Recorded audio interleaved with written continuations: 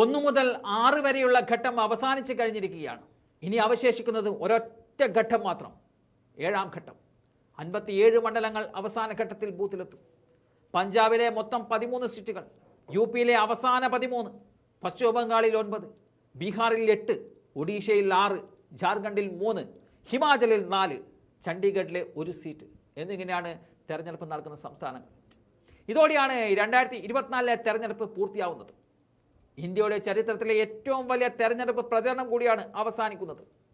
ഒരു പൊതു തെരഞ്ഞെടുപ്പ് പോലെ ഇത്രയധികം പ്രവചനങ്ങളും കണക്കുകൂട്ടലുകളും ഉണ്ടായിട്ടുള്ള മറ്റൊരു തെരഞ്ഞെടുപ്പ് ഉണ്ടായിട്ടില്ല എന്ന് തന്നെ പറയാൻ സാധിക്കും. പ്രാഥമിക തെരഞ്ഞെടുപ്പ് വിജ്ഞാപനവും വോട്ടെണ്ണലും തമ്മിൽ ഏതാണ്ട് 80 ദിവസത്തെ അകലമാണുള്ളത്. അതുകൊണ്ട് തന്നെ ഈ കണക്കുകൂട്ടലുകൾക്ക് ധാരാളം സമയവും ലഭിച്ചിട്ടുണ്ട്.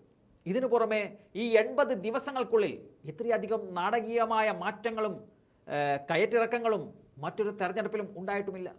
ഉത്തർപ്രദേശിൽ എന്ത് സംഭവിക്കും? ബീഹാറിലും മഹാരാഷ്ട്രയിലും കർണാടകയും നിർണായകമാകുമോ? കേരളത്തിലും തമിഴ്നാട്ടിലും BJP വീണ്ടും ശൂന്യമാകുമോ? ബംഗാളിലും ഒഡീഷയിലും BJP കരുത്ത് തെളിയിക്കുമോ? ഹരിയാനയും പഞ്ചാബും ഡൽഹിയും BJPയെ എഴുതിത്തള്ളുമോ? രാജസ്ഥാനിൽ കോൺഗ്രസ് അത്ഭുതം സൃഷ്ടിക്കുമോ? തുടങ്ങി 100 ചോദ്യങ്ങൾക്കുള്ള ഉത്തരത്തിന് കൂടിയാണ് കോടിക്കണക്കിന് ആളുകൾ കാത്തിരിക്കുന്നത്. ലോക്സഭാ തെരഞ്ഞെടുപ്പിന്റെ സെമി ഫൈനൽ എന്ന് പൊതുവെ വിശേഷിപ്പിക്കപ്പെട്ട നിയമസഭാ തെരഞ്ഞെടുപ്പുകളിലൂടെ ഹിന്ദി ഹൃദയഭൂമിയിൽ BJP വൻ തിരിച്ചുവരവ് നടത്തിയതോടെ തെരഞ്ഞെടുപ്പ് നിരീക്ഷകർ ഏതാണ്ട് എഴുതിത്തള്ളിയതാണ് ഈ പൊതു തെരഞ്ഞെടുപ്പ്.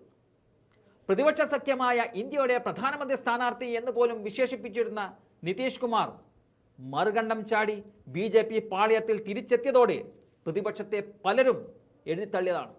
അബ് കി ബാർ 400 പർ, അഥവാ ഇത്തവണയും 400 കടക്കുമെന്ന BJPയുടെ മുദ്രാവാക്യം കൂടിയായപ്പോൾ നരേന്ദ്രമോദിയുടെ 3ാം ഊഴം ഉറപ്പിച്ചു മാധ്യമങ്ങളും നിരീക്ഷകരും പ്രതിപക്ഷത്തിന്റെ സാധ്യതകളെ നിശംശയം തള്ളിക്കളയുകയും ചെയ്തു.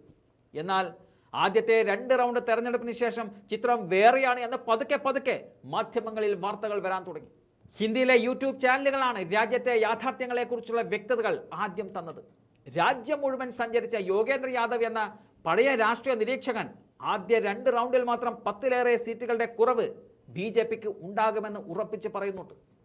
യോഗേന്ദ്ര യാദവ് ഇപ്പോൾ പഴയ തെരഞ്ഞെടുപ്പ് പ്രവചന വിദഗ്ധനല്ല, മറിച്ച് ഒരു രാഷ്ട്രീയ പാർട്ടിയുടെ നേതാവാണ്.